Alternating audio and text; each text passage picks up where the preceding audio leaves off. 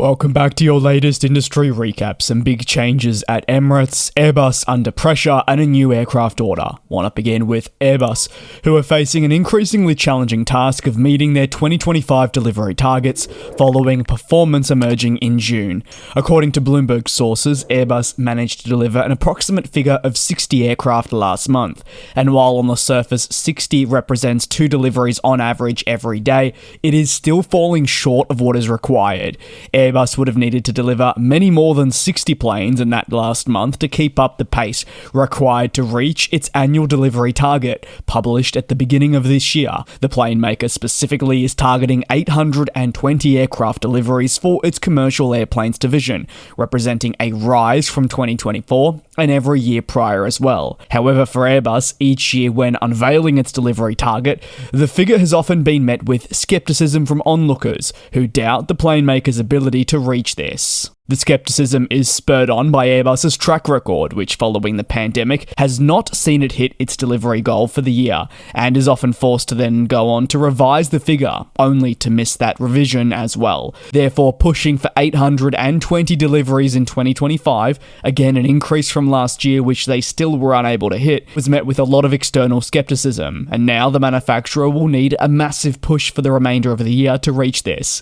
If the latest June figures are indeed to be accurate, the total yearly deliveries will have pushed just past 300 for the half year, meaning some 520 or so planes will need to be delivered across the final 6 months of the year. Additionally, if Airbus wanted to say be on track for the figure, well, simply split 820 right down the middle, and you'll see that Airbus puts themselves in a spot where they're more than 100 units short, and it is therefore behind in schedule. While the end of the year typically represents some of the busiest months for plane makers, mainly Airbus, it will be an almighty challenge to hit the desired annual figure. Despite this, they have yet to publicly come forward at the time of recording and amend their targets for the year.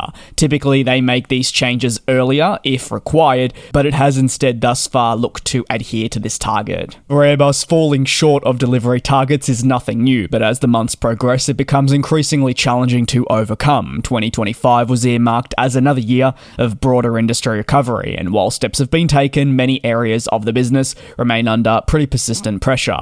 However, notable struggles exist, many of which stem from supply chains that continue to face their own constraints, resulting in the delayed delivery of new aircraft, which is obviously affecting its overall output.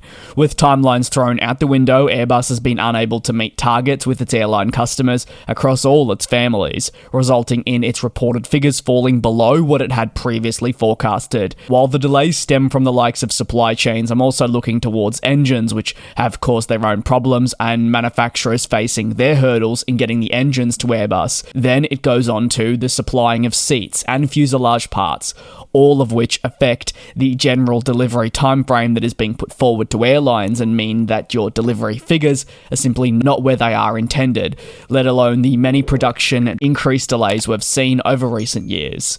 Over to the next story, and SAS has confirmed the next stage of its fleet renewal with a sizable order for Embraer aircraft. Up to 55 planes have been purchased, with the E195-E2 being the selected model.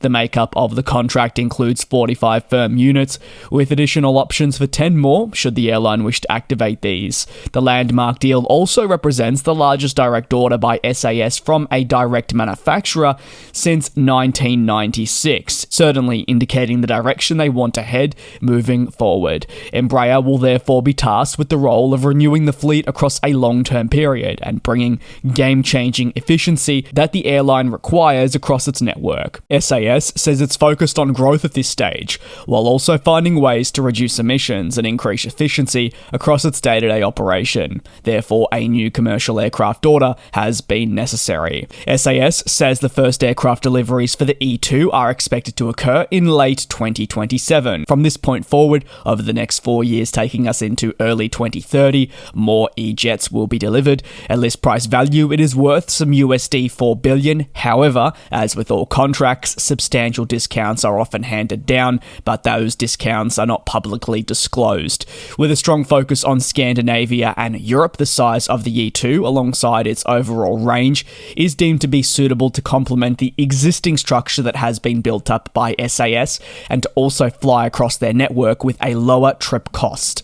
Labelled as a defining moment by the president and CEO of the carrier, the E2 is championed by them as having outstanding performance that make it a world-class airplane, and the decision has been a long time in the making. They believe internally they've headed the right way. Of course, the only other option that would have been deemed available would be that of the A220. In this case, that was not selected. Over to the final story. Emirates has confirmed further changes to its international network, aligning with an ongoing multi-billion-dollar retrofit program.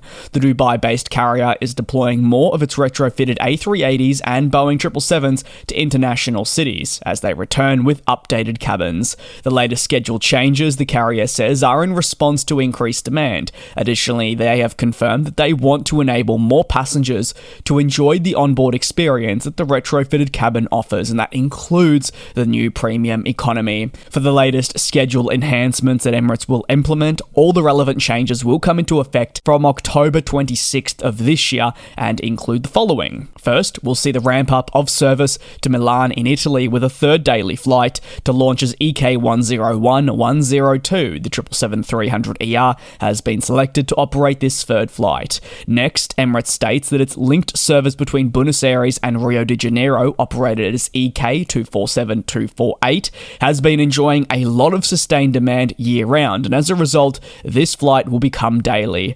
Next, for the upcoming winter schedule, there'll be a third daily flight between Dubai and Singapore Changi, which will also be operated by the flagship A380 product as EK314-315.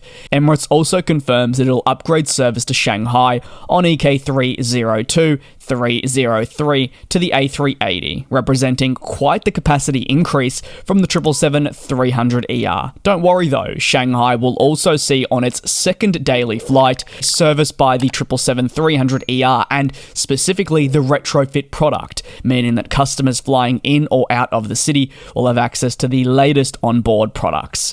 Emirates is currently involving itself in one of the most ambitious undertakings since its own inception, and that is a multi-billion-dollar investment to revamp the current fleet. I've explored this quite a few times, but its importance just has to be mentioned one more time for this video. In the past, Emirates has opted for a business model that focuses on keeping its fleet youthful, and things change. New aircraft have been delayed across the last half-decade, and additionally, planes like their flagship do not have a dedicated replacement on offer.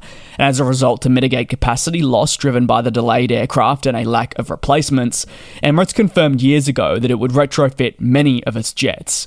Furthermore, the process enables these older planes to feel new again on the inside, and in a competitive sector of the industry concerning your onboard product, it's essential that Emirates continues to update its interior to not just match its competitors, but also advance beyond them. And if these planes are going to stick around for longer than maybe say 10 years ago they would have ideally wanted, they need to make sure that the standard is high on the inside and especially on the out, with regular maintenance and investments. That'll conclude today's industry analysis. Thanks for watching, take care, do be safe, and I'll see you tomorrow. And we'll fly.